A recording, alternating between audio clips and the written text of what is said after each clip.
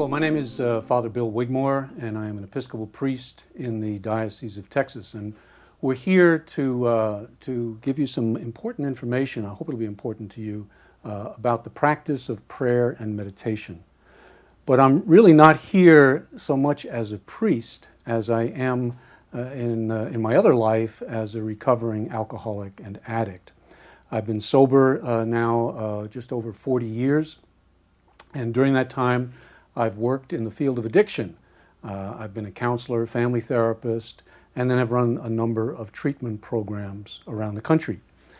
And what I'm particularly interested in is the spirituality and how it relates to people who are recovering from alcohol, drug abuse, and other addictions as well.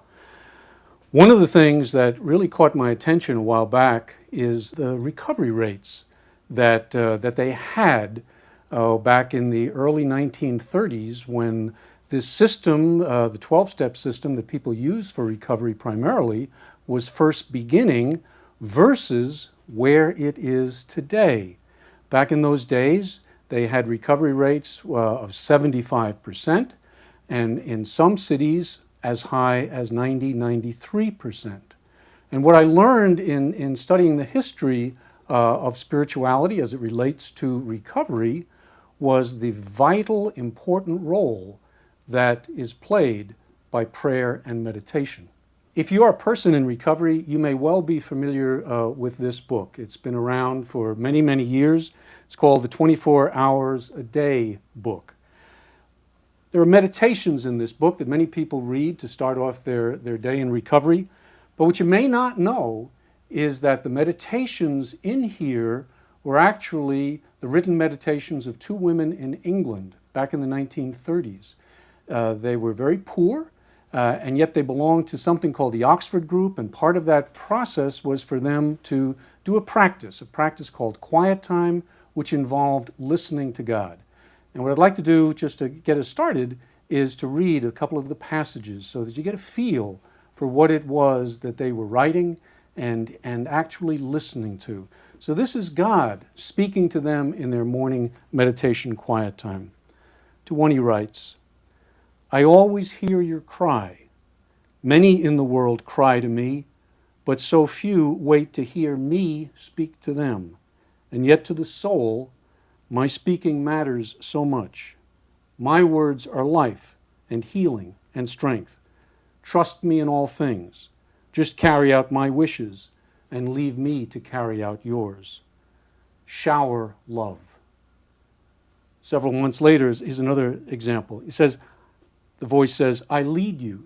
The way is clear. Go forward unafraid. I am beside you. Listen, listen, listen to my voice. My hand is controlling all." I believe those recovery rates that I was talking about earlier have a lot to do with the intimacy and the connection that people were experiencing in their relationship to God. The prayer and meditation was alive, it was personal, and about 20 years ago, what started me on this journey was it was missing from my life. I was doing what many people in recovery do: pick up a meditation book, read it, probably smoke a cigarette, drink my cup of coffee, get in the car, and go to work. And nothing was happening at the really intimate level. I was basically basing my relationship on somebody else's meditations, okay? This is Dr. Ernie Kurtz, a pretty famous AA historian, and he addresses this in a book that he wrote several years ago. He says, there are not only many meditation books today, there are too many. Squibs for daily meditation are useful for beginners, but perhaps some are being locked into beginnerhood, into spiritual infancy. Meditation, he says, is like food. It loses its nutrients when it is canned.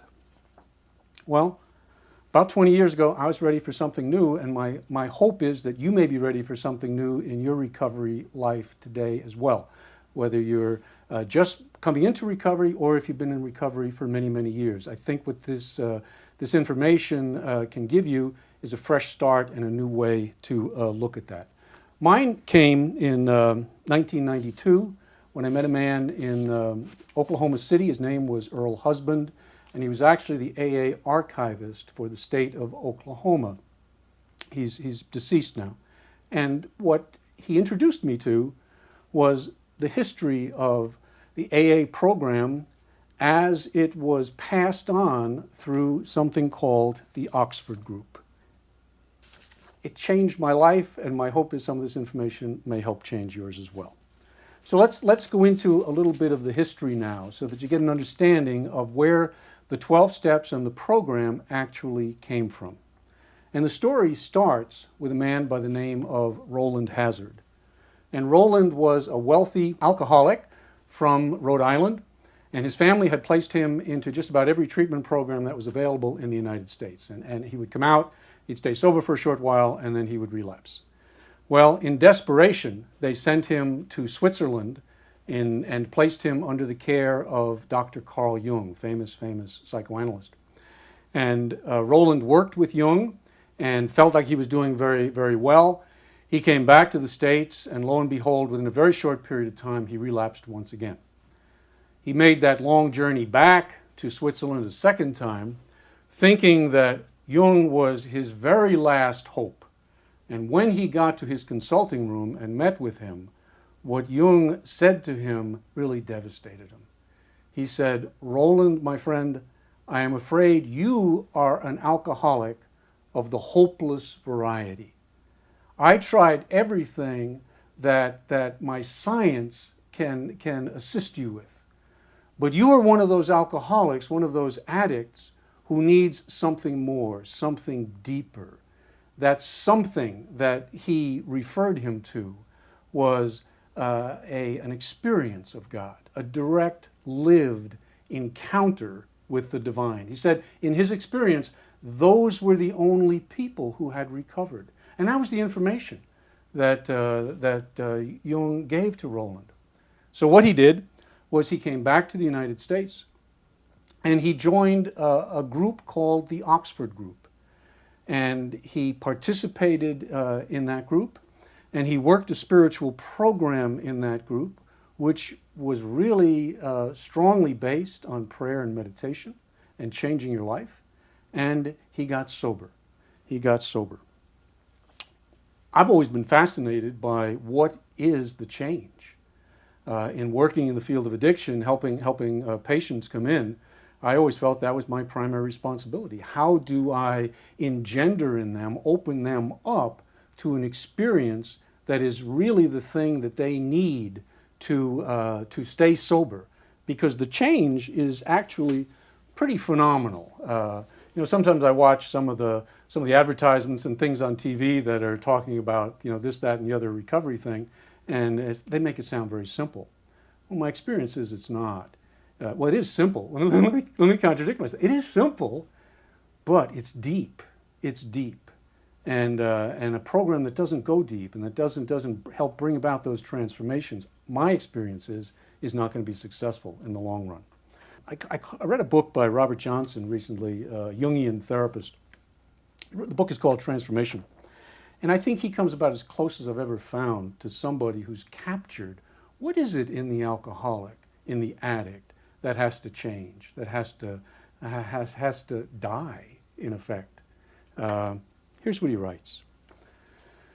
He says that for most people, the transition into the four-dimensional consciousness, which is an awareness of the spirituality, the deep connection in the spirit between that one person and God, that transition is exceedingly painful.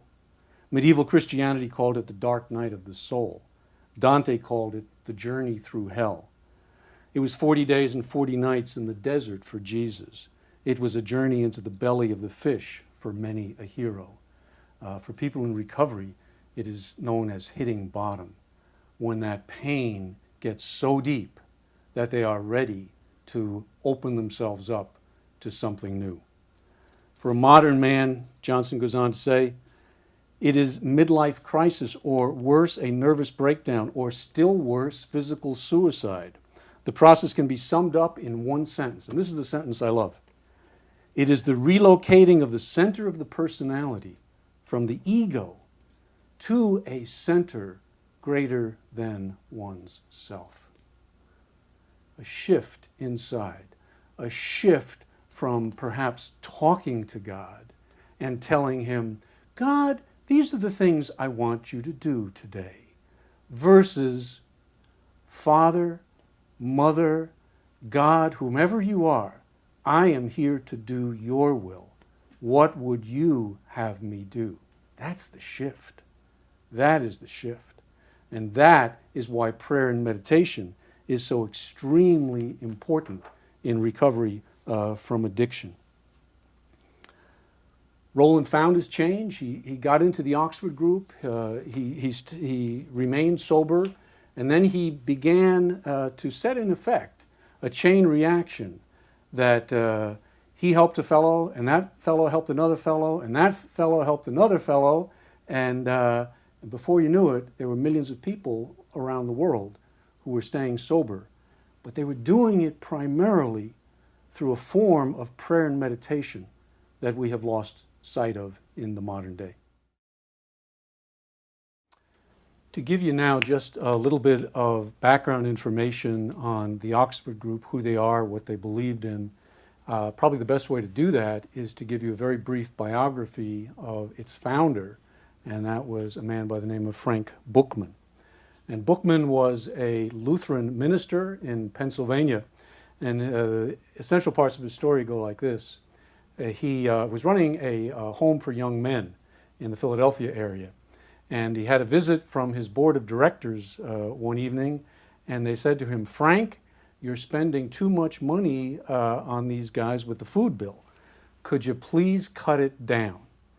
And Frank, like maybe some of us, had a big ego, and he got angry. And he basically stormed out of the room, quit his job, was codependent, so he borrowed money from his parents, and he went on a tour of Europe. He was actually going to a conference there in a town called Keswick, England. And what he learned from the resentment that he developed between himself and those 6 men on the board is actually the beginnings of the program of Alcoholics Anonymous. And maybe a way to help you get an appreciation of that and of what he learned, we just do a little work here on the board.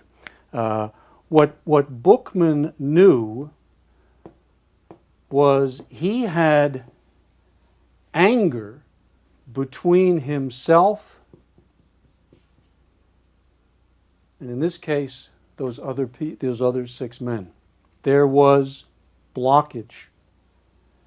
He was isolated from them, angry with them, resentful with them. And as he went around England on his way to this conference, what he recognized was, to the degree that he was cut off from these people, to that very same degree he was cut off from God. In the AA literature, they talk about the sunlight of the Spirit. Well, the sunlight of the Spirit could not get through to Frank Bookman. It was closed off. And he had an experience. The experience was basically a surrender experience, where he went into a little chapel, got down on his knees, and he surrendered. Basically what we would call in AA circles, step 3. He then went and he wrote a letter of amends to the people who were on that board. And as he wrote the letter, what he noticed was, as he's letting go of this resentment, a flow starts coming into him from here. And this was really the essential ingredient of the contribution that he made. And it may sound small now, but it's really phenomenal, because he saw this as the model for changing the world. He got together with a young man the next day who was at the conference, and he told him what happened to him. And he asked, do you have anything like that in your life? And the guy said, well, yes, I do. And as he shared it, that guy started getting right with God. And if this is throwing you at the beginning, and it's always good to kind of pause. I had a dear teacher in recovery who struggled with this word. And the truth is, nobody understands this word. If you think you understand God, you're kind of delusional. We are incapable of understanding God. But we are quite capable of experiencing God. And this fellow had all sorts of terrible things done to him in the name of God. And what he did when he came into the program was, instead of just writing God, he put another O in there and wrote good. And I think that man was probably more accurate and in touch with what is essential to recovery. It is that goodness is flowing through us, that spirit of recovery is flowing through us. And that is the change. That is the death of the ego that we spoke about a little bit earlier.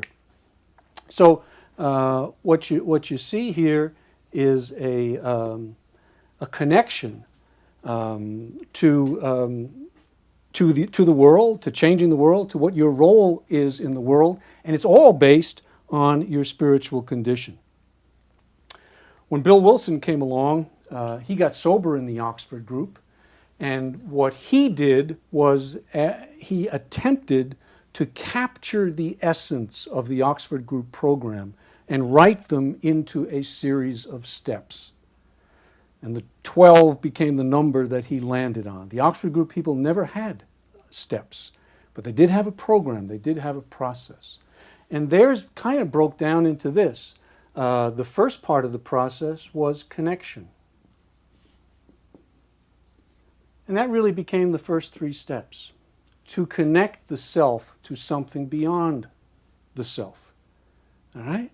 To connect it. 1, 2, 3. The rest, or the major part of the program now becomes this. Correction.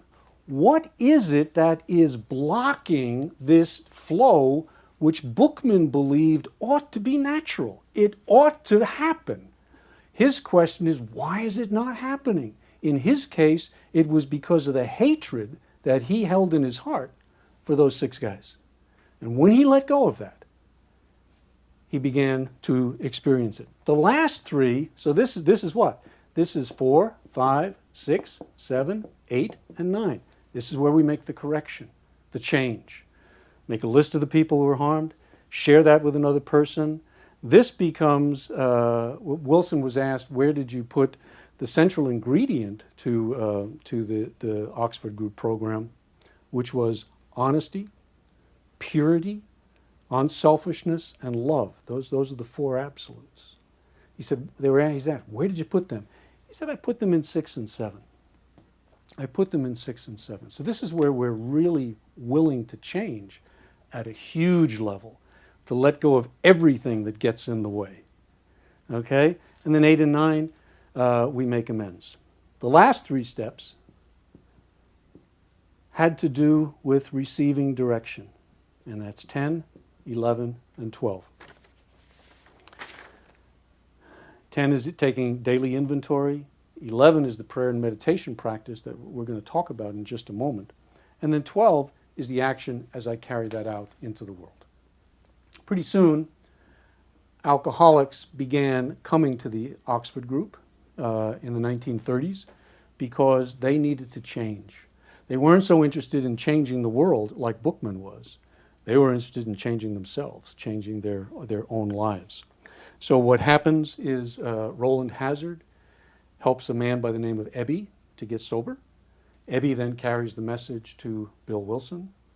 Bill Wilson carries the message to Dr. Bob, and down the chain of events it goes to where we have 2 to 3 million people now working some variety of the 12-step programs. The thing that I learned in doing my studies about the Oxford Group and early AA practices came down to this. In 1938, people in AA were trying to get some money from J.D. Rockefeller for this new program that they had. And Rockefeller sent a man by the name of Frank Amos to study it, examine it. It wasn't even called Alcoholics Anonymous like that, but he was looking at the people who got sober in Akron and New York and saying, what's happening here? What's going on here? And the report that he brought back, and this is reported in Dr. Bob and the Good Old Timers, basic AA literature, that the members of that time did not consider meetings necessary to maintain sobriety. Now that's going to sound like heresy today, okay? Meetings, they believed, was not what was necessary. They were helpful. They were good. But they said in his report, morning devotion and quiet time, however, were musts. This is not something that's optional. This is something that if you want to have that transformational effect in you, quiet time is the way it's going to happen. One of the first pieces of Oxford Group literature that I came across is this little pamphlet here, and it is entitled How to Listen to God. It kind of sums up some of the basic philosophy of the meditation practices and the beliefs that Oxford Group people had and early AA people inherited. Some of the key factors, God has a plan for your life. God will tell you what you need to know in order to follow that plan. Maybe He won't tell you everything you need to know, but enough. And God will give you the power that you need to accomplish it. Anyone can be in touch with God, it says. Certain conditions must be met. What are they?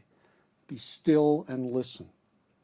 Write the thoughts that come, and then test the thoughts, because every thought is not going to be coming from God. So they tested them by honesty, purity, unselfishness, and love.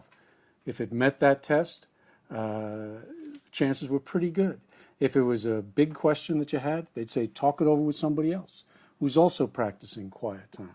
So it wasn't that they just, it's not like a seance that you get this information and off you go. But if you're trying to live by the absolutes, really trying to live and ask the question, what is God's will for me?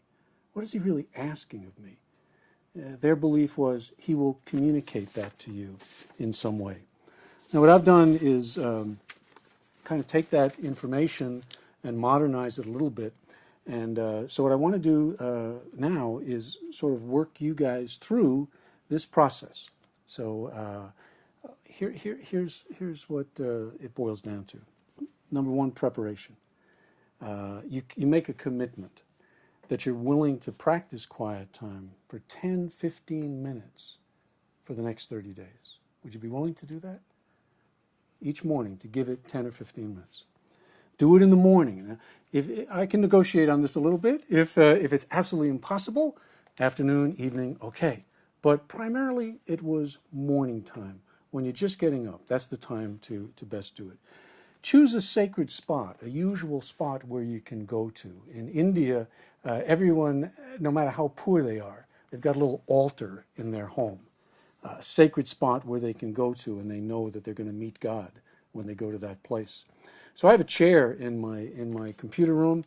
It's a green leather chair. I go there. I don't read the newspaper there. I only go there to practice my quiet time. Then you get yourself a notebook. Just any spiral notebook will do, and then you're ready to go. Okay, so how to begin now?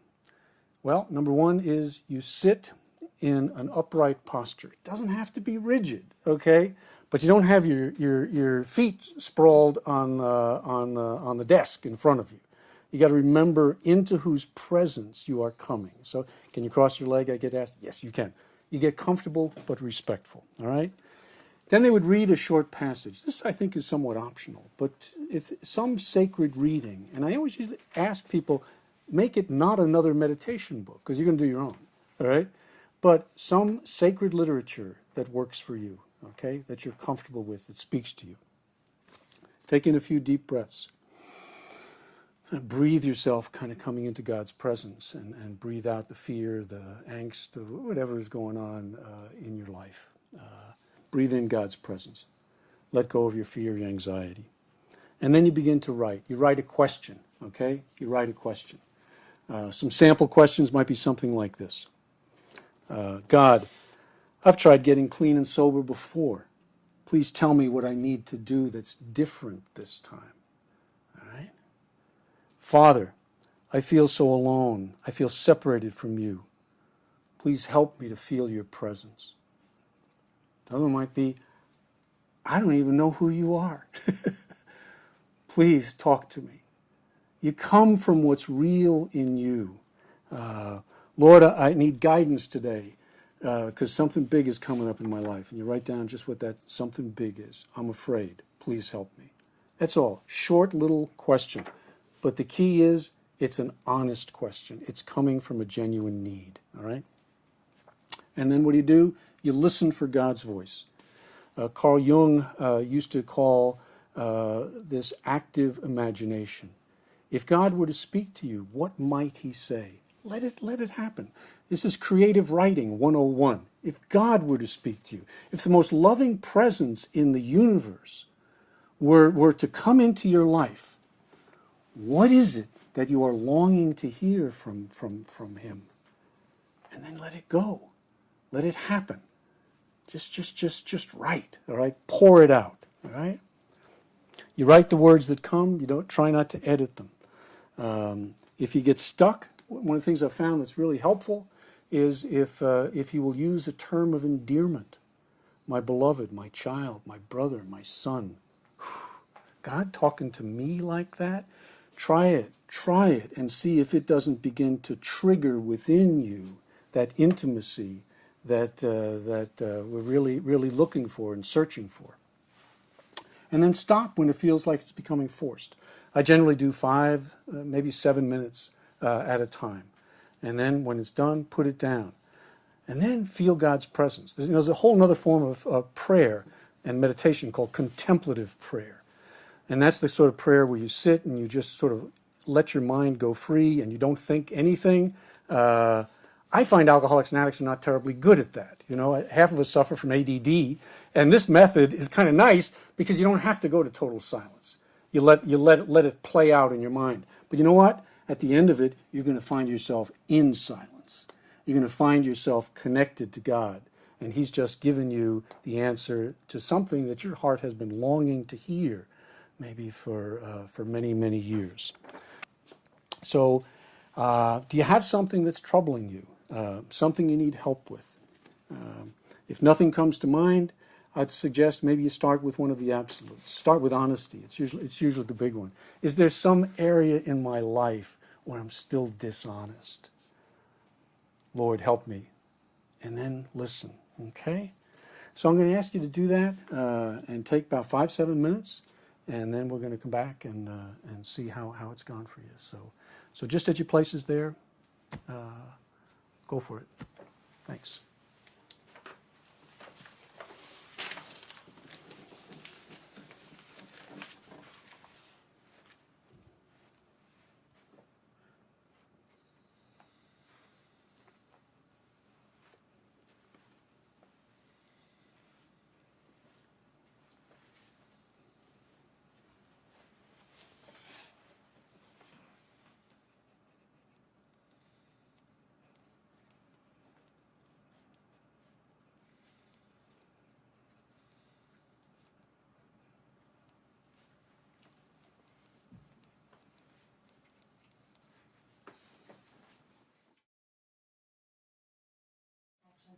So I know it's hard under circumstances like these to do the quiet time, and I really appreciate it, Amy, that you've agreed to go first. So before you get started, just a quick question. Was it hard for you to kind of get into it, or did a question right there, or how'd you go about that? It was definitely hard. The first thing I wrote was actually, "This is hard." It's hard. And it's hard to think and let go and allow yourself to hear something other than what's in your own head. Yeah, your own thinking, right? Yeah. So, but after writing for a little bit, the answer, I think, did start to come. Would you be comfortable sharing that with us now? Absolutely. Please. So the question that I asked was, why can't I feel you? Mm-hmm. And good question. And so I wrote for a while that this was hard, and then the answer that came was, well, a couple of things was that you're not trying to, that you have expectations, and you're putting faith in other humans. A big one that came up was that you're never quiet. You're never quiet. So this yeah. this is new for you, difficult? It's very new. Okay. So, Yeah. so just read what the voice says then. So it says you're never quiet. You need to be quiet and listen. You don't need to define or understand. Try something new. Don't have no judgment and no fear. Right. And no expectations. It's nothing you have ever learned or been told. You need to build your own experience, and that experience becomes your truth. Wow. Beautiful. Beautiful. How'd that feel for you? Really good. And honest? Really Does it good. pass the honesty test? Definitely. It's not something manufactured. No. So you're kind of beginning to work out your relationship with your higher power. Right. Yeah. Exactly. So trust, listen, get into the silence. Right. And I think the biggest part of that was the no judgment and the no expectations. Yes. Because I bring that to this work. It's like, well, it should sound like this, or people have this relationship, but this is yours. Right. This is uniquely yours. And ordinarily, you don't have to share it with everybody. Right. Something like this. So, great. Good job. So, Thank you. Mm-hmm. Thank you. So, Sierra, I think you're up next if you're ready. Yep. Okay. All right, my question. God, I have difficulty placing myself in others' shoes and seeing things from another perspective other than my own. Please help me to become more connected to the minds of others so that I can be more helpful, loving, and compassionate. And for my response, I started with your suggested term of endearment. My child, start by becoming more honest with your own feelings and struggles when you speak to your sponsor and your confidants. Go slow. Okay. Go ahead. Yeah, good. Too often, you yourself don't allow your true feelings to be known. Your honesty will elicit reciprocal honesty in those you are sharing with, and you will begin to understand the minds of others enough to avoid the instances of acting in selfishness that have so hindered you in the past. When your confidants are honest with you, truly listen. Listen to my voice and listen to the voices of others. How did that feel? It felt good. It was a little difficult at first, but I think it really helped to use the term of endearment. And then once it got flowing, It felt really good. Yeah. Beautiful. You're off and running. Some people get kind of choppy, quick answers. Some people get answers that flow, and you're definitely into the flow style. Wonderful. Thank you. Thank you. Lauren, I know you've been practicing quiet time now for about 6 months, and if you could, I'd like you to read the messages that you got this time, and then we can go to maybe a writing that you did a little while ago. Okay, I would love to. My one from today, I put, Dear God, why do I still avoid relationships with my fellows? Please help me. Dear my precious child, you are scared and hurting. As of right now, your grieving process of your grandpa's death has just begun. Own your fears, insecurities, and resistance to growing closer to them, especially with your family. Keep seeking me, and I will offer you strength, love, and courage with your family and friends. Be yourself, love fearlessly, and keep quieting your doubting voice inside your head. Be proud of who you are. Love, God. Beautiful. And you got a little heart there, too? Yeah, that's how I end all of them. I end all He of them signs it there. with a heart. Beautiful. Your grandfather just passed away?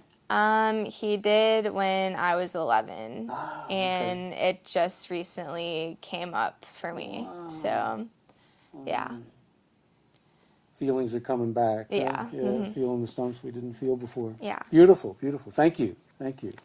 And I know you're out in the Grand Canyon on a trip just recently. Could you share the writing you had from that experience? Yes, I will. Okay, part of my reading that I read before was out of A Vision for You. I wrote down on page 153, love thy neighbor as thyself. Dear God, why am I so insecure with my physical limitations and not being good enough? Please help me. And if I could just interrupt for a minute, what was going on when you asked that question? Well, we were in the Grand Canyon, and we had a few hikes that we had to do, and I was pretty insecure and scared that I couldn't do it. Okay. And also, my intention for the trip was to quiet the doubting voice inside my head. Oh, wow. So bringing that stuff to my quiet time really helped me a lot throughout the day, especially when that stuff did come up with like hikes or rowing or whatever. Right. So, yeah. So you just kind of brought your fear to the table. Yes. Okay, beautiful. What did he say? He put, Dear Lauren, you limit yourself. You feel not good enough, but you are not your feelings. Your actions are what shines through and shows who you are and is truly who you are. Be that today. Let yourself be free from your feelings and defects that keep you stuck. Pain is only temporary. Work hard, push hard, and bring honesty and effort into everything you do today. Believe in yourself. Love God. Beautiful, beautiful. And did it give you some courage? Yeah. It did, huh? Yes, it did. All right. It was really effective for me and has really been effective in my program too. You've been doing it about 6 months? Yes. Pretty steady at it? Pretty steady. Pretty Not steady. perfect Not with it. perfect. Okay. Beautiful. Well, thank you so much. That's great. Thank you. That's great.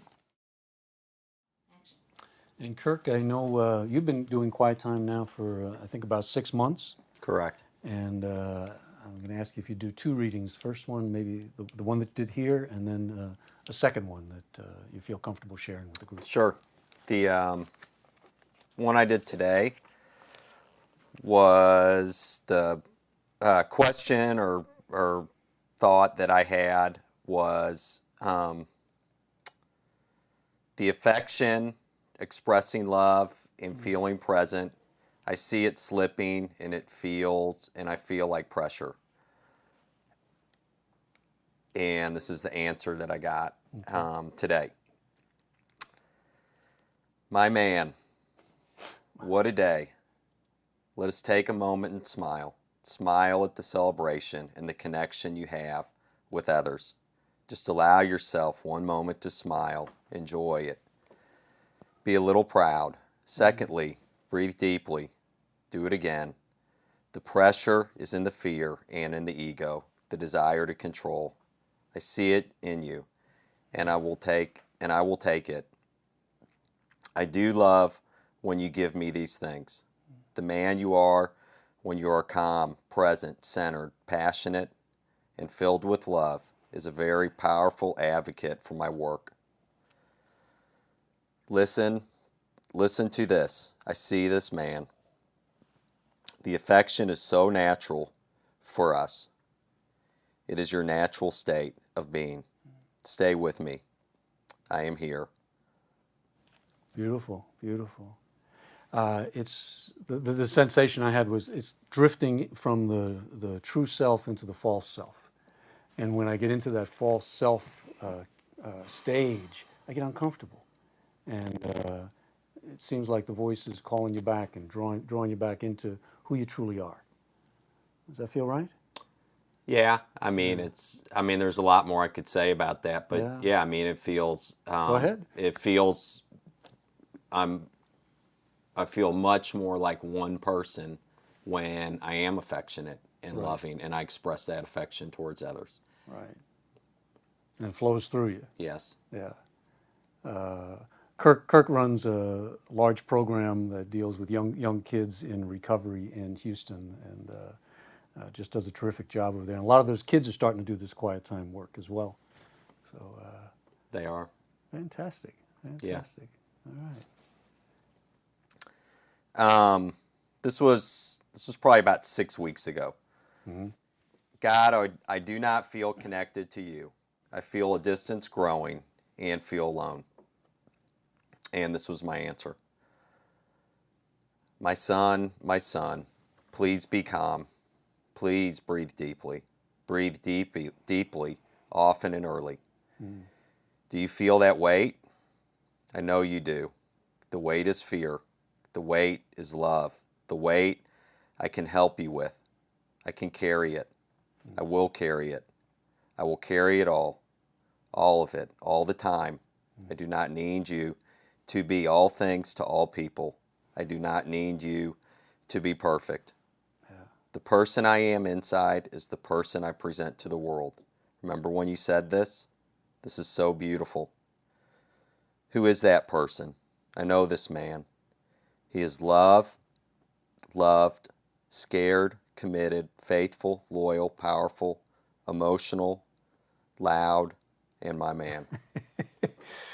Wow. And you went into that feeling disconnected.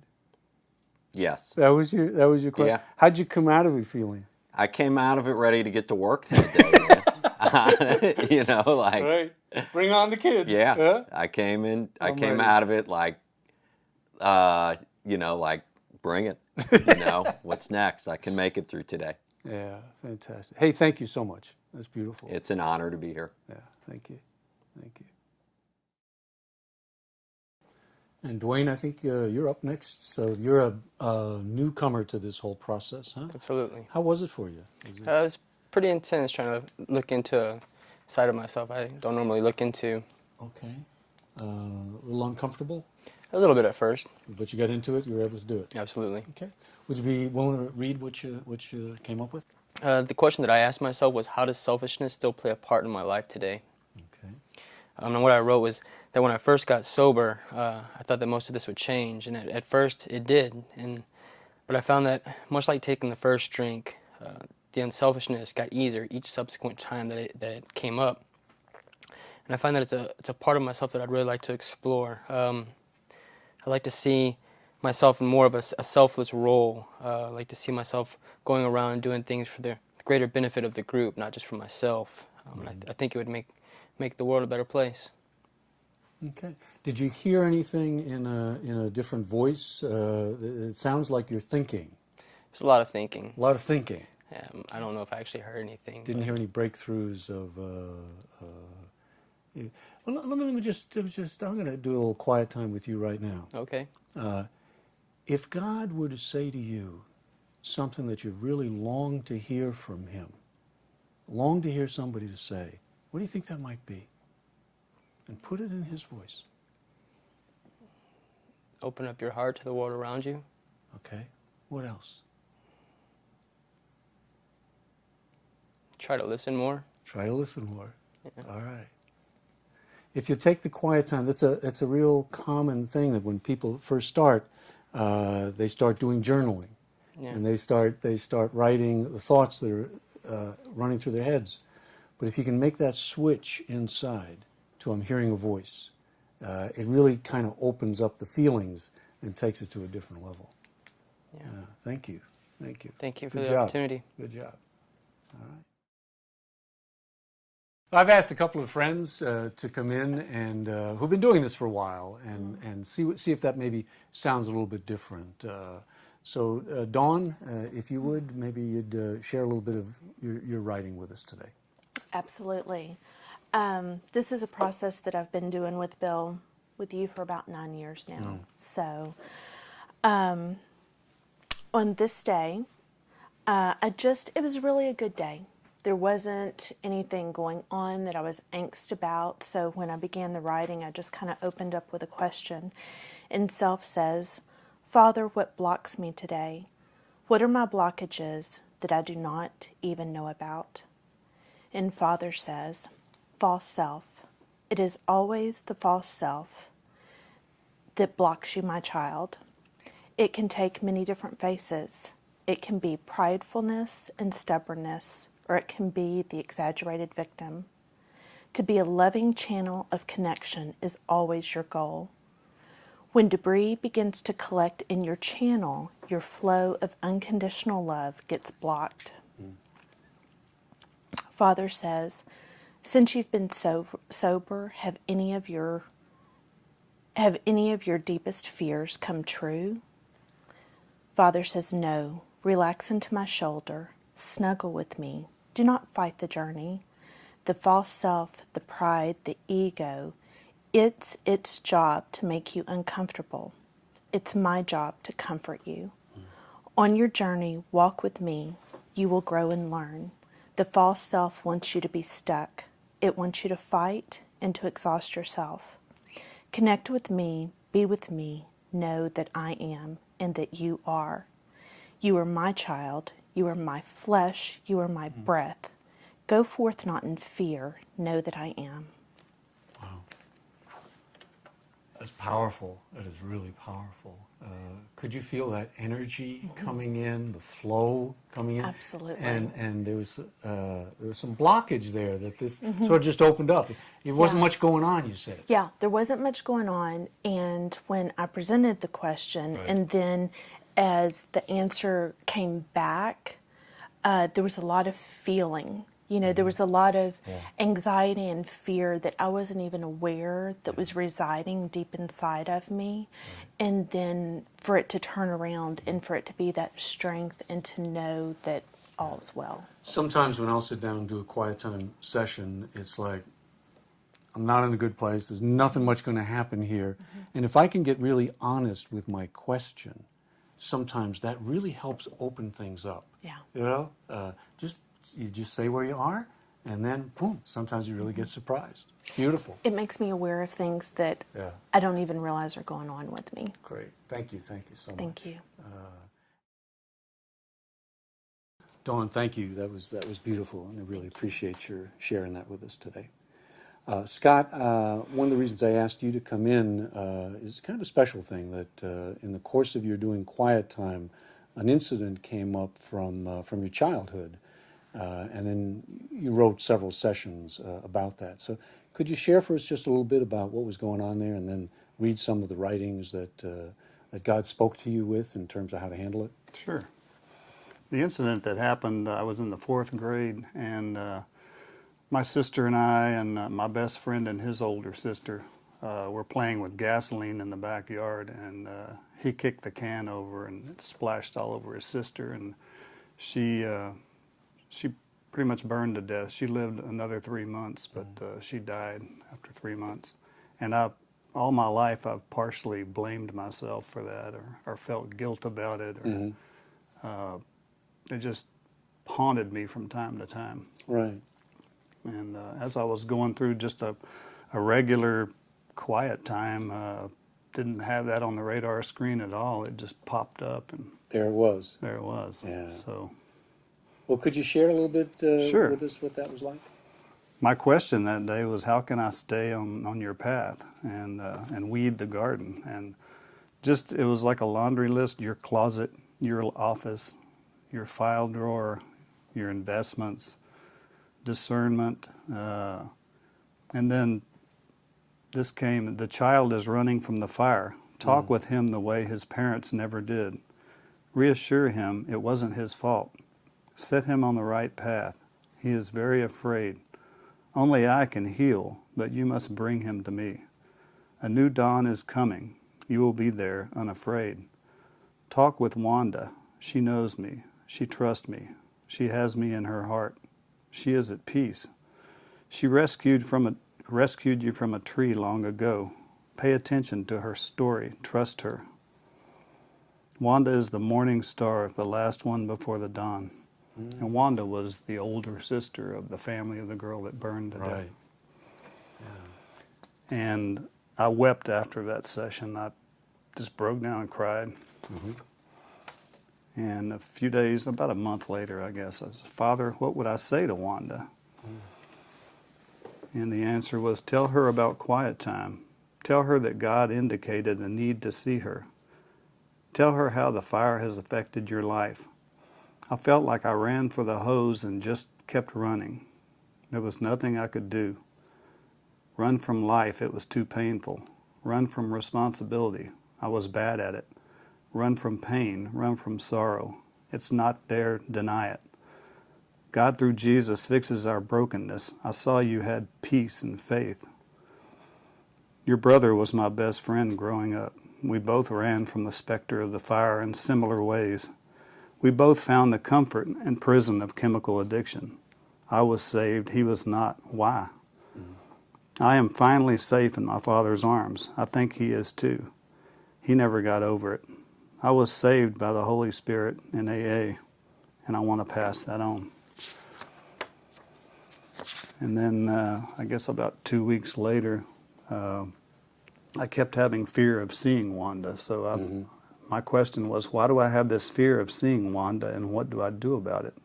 Because the guidance kept saying to you, you need to go see her. Yeah. And you kept saying, I don't think I want to do this. She's going to think I'm a nut or something. Right, yeah. Where did you come from all these years? Right. You are afraid of going through the pain again. You are afraid of giving the pain to Wanda again. Pain is the pathway to me. You have to learn to trust me. I will make all things right. Believe in me. Give me the fear. Talk to Bill some more. Wanda is my child. She truly knows me. There is 2 children and their father on the same path, you and her. October is the time. Keep praying about this. Much fear to give to me. Yeah.